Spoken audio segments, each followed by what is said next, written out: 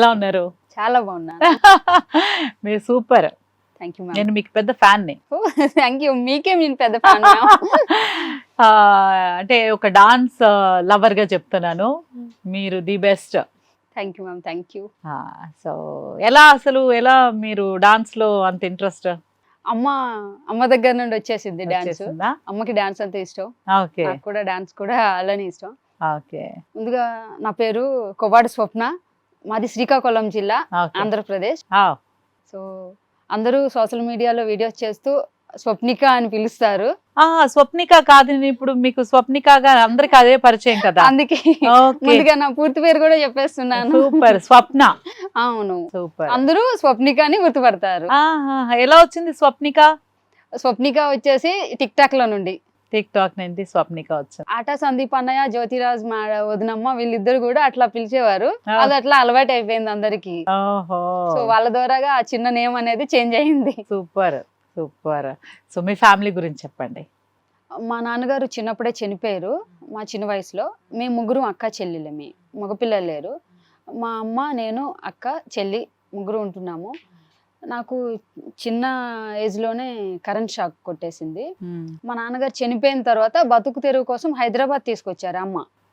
మా అమ్మని, అక్కని, చెల్లిని, నన్ను కూడా. సో అక్కడ ఏమైందంటే అమ్మ పనిచేసిన టైంలో కరెంట్ షాక్ వచ్చింది. కరెంట్ షాక్ తగిలి నాకు 2 చేతులు నేను కోల్పోయాను. ఆ టైంలో ఎవరు నన్ను చూసుకోలేదు. అక్కడ ఆడుకునే టైంలో మెయిన్ వైర్ తగిలేసింది. అందరు పిల్లలు కిందికి వెళ్ళిపోయి నేను అక్కడ పడిపోయి ఉన్నానంట. ఇట్లా సీకులు కూడా గుచ్చేసాయి. బీప్ పైన కూడా ఒక అరచి అంత ఉంటది, సీక్ గుచ్చేసింది.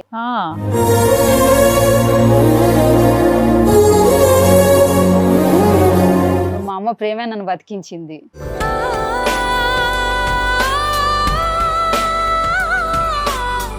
సో అమ్మ అయితే చాలా స్ట్రగుల్ అయింది. కూటి కోసం బతికే వాళ్ళము ఇంత దూరం వచ్చింది. పాపకు కూడా కరెంట్ షాక్ తగలడం వల్ల అందరూ కూడా దీనంగా చూశారు. ఫస్ట్ అమ్మని ఏమన్నారంటే, ముగ్గురు పిల్లలు కదా, 2 సరిపోతారు, ఈమెని చంపేయండి.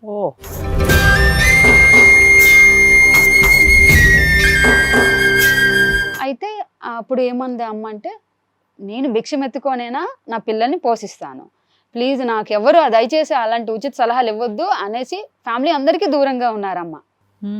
విలేజ్ లో ఉన్నా కానీ ఎవరిని పట్టించుకోకుండా మమ్మల్ని ఇంత పెద్దవాళ్ళని చేసింది.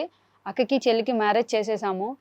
సో అత్త కొడుక్కి అక్కకి మ్యారేజ్ అయ్యింది, చెల్లికి నచ్చిన వాళ్ళకి చేసేసాము. రీసెంట్ గా 1 year అవుతుంది చేసేసి. చాలా హ్యాపీ. ఇంత నేను ధైర్యంగా మాట్లాడుతున్నాను అని అంటే అమ్మ. అంతే కదా, అమ్మకు మించిన దైవం లేదు.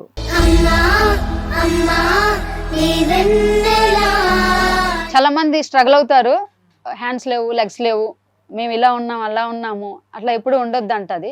ఎక్కడికి వెళ్ళినా స్ట్రాంగ్ గా కనిపించాలి, నిన్ను చూసి ఒక నేర్చుకోవాలి, ధైర్యంగా ఉండాలి, పిల్లని చూసి అనాలే గాని నిన్ను చూసి ఏడ్చే రకంగా నువ్వు చేసుకోకు అని ధైర్యం చెప్పింది అమ్మ.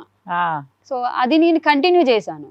ఏడవడానికి కూడా మన ఒంట్లో కన్నీళ్ళు అంటే నీరు ఉన్నా కానీ కంట్లో కన్నీళ్ళు రాకుండా మా అమ్మ అంత ధైర్యంగా పెంచింది. ఆమె స్ట్రగుల్ కూడా నేను నా కళ్ళ ఎదుట జరిగింది కనుక చూసి ఇంకిపోయేవి వాటర్ కూడా. ఎగ్జాంపుల్, ఎవరు ఒకవేళ చనిపోయినా కానీ నేను అక్కడికి వెళ్ళినా కానీ ఏడవను. అంటే ఏడిస్తే ఏమొస్తుంది, ఫస్ట్ వీలైతే వాళ్ళ ఫ్యామిలీ, పూర్ ఫ్యామిలీ అయితే సపోర్ట్ చేయాలి, సూపర్, లేదంటే లేదు. హ్యాపీగా పోన్లే చనిపోయారు కదా అని హ్యాపీగా తీసుకెళ్ళిపోలే దేవుడు, వాళ్ళ ఫ్యామిలీకి ఏదైనా చూడాలి మనం. సో అదే నేను ఎప్పుడు మనసులో అనుకుంటాను, అదే చేస్తున్నాను కూడా. సూపర్. మిమ్మల్ని చూస్తే నాకే ధైర్యం వస్తుంది. చేయాలి అలాగే, అలానే ఉండాలి ఎప్పుడు కూడా, ఎప్పుడు కుంగిపోకూడదు అసలు. కొంచెం కూడా ఒకవేళ నేను చేసే పనిలో కూడా అది నాకు రాలేదు అన్నా గానీ టైం పెడతాను, టైం ఇచ్చి తర్వాత చేస్తాను. ఈలోపు వీడియోస్ చేసుకోవడం, డాన్స్ చేసుకోవడం, లేదా కామెడీ వీడియోస్ చేయడం చేస్తాను.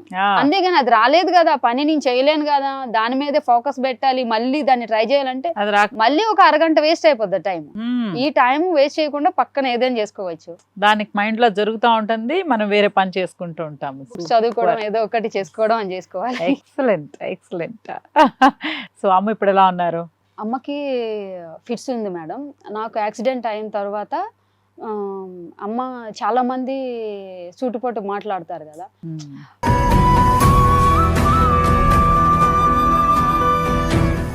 ముగ్గురు పిల్లలు ఉన్నారు, ఏమే చేతులు లేవు, ఎలా పెంచుతావు? ఒకవేళ సపోజ్ ఇప్పుడు ఇలా ఉంది, నువ్వు చనిపోయిన తర్వాత మీ పిల్లలకి మ్యారేజ్ అయిపోతే తను ఎవరు చూసుకుంటారు?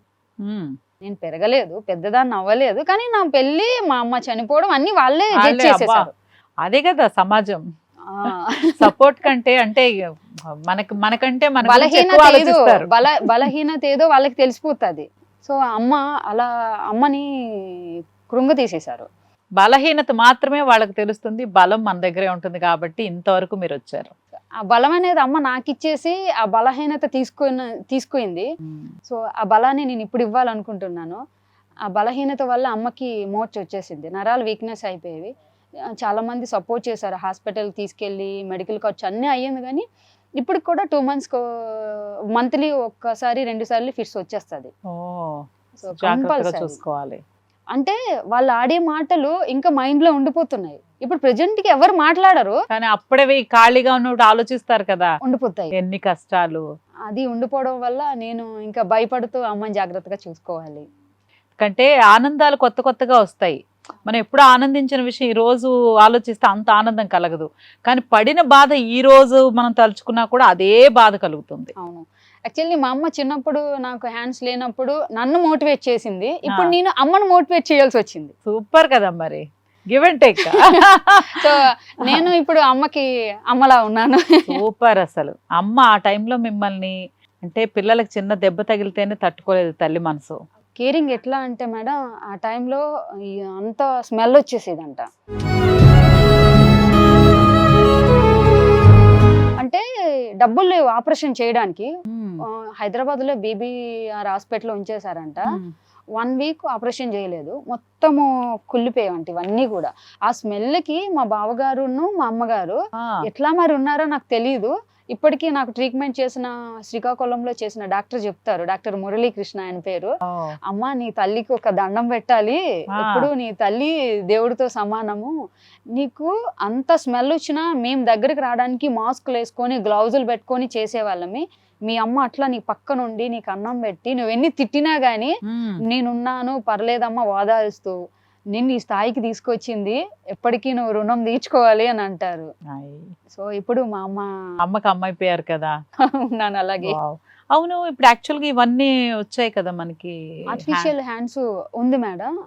నా 7th class లోనే జస్టిస్ మీనా కుమార్ మేడం గారు న్యూస్ పేపర్ లో చూసి నాకు పెట్టించారు 2 hands కూడా. అవి నేను ఇంటర్మీడియట్ వరకు యూజ్ చేశాను. సో అటు వల్ల ఏమంటే నాకు రాసుకోవడానికి వీలవుతుంది, నేను నోటితో రాస్తాను. సూపర్.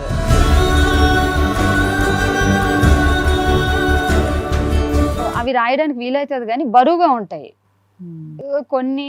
మనం ఇప్పుడు ట్రెండింగ్ వచ్చాయి, కొనుక్కోవాలి, లక్షల్లో ఉంటది. కానీ అంటే నేను ఎలా ఊహించానంటే ఒక అవయవం మనకి లోపం అయినా గానీ వేరే ప్లాస్టిక్ వీటిని వాడకుండా నేను ఎంతవరకు నా పని నేను చేసుకోగలను. ఆ హ్యాండ్ యూజ్ చేయాలా, అది యూజ్ చేస్తే నా టైం వేస్ట్ ఎంత అవుతుంది. అది పెట్టాను అనుకోండి, ఒకవేళ సపోజ్ అది పడిపోయింది, నా కాలు మీద పడుతుంది, అప్పుడు ఎవరో లేరు అనుకోండి, దాని స్ట్రగుల్ కూడా నేనే అనుభవించాలి. రైట్ హ్యాండ్ పెట్టాలి, ఇంత పెద్దది ఉంటది. అంటే అందం కోసం అని అన్నారు, అందం అనేది మనసులో ఉండాలి కానీ చేతుల్లో ఉంది అని ఫీల్ అవుతాను నేను. మీరు అసలు బ్యూటిఫుల్ గా ఉన్నారు. Thank you. మీకంటే మీ మనసు ఇంకా బ్యూటిఫుల్ గా ఉంది. అలానే ఉండాలి మేడం, ప్రకృతిలో ఉన్నాం కదా మనం.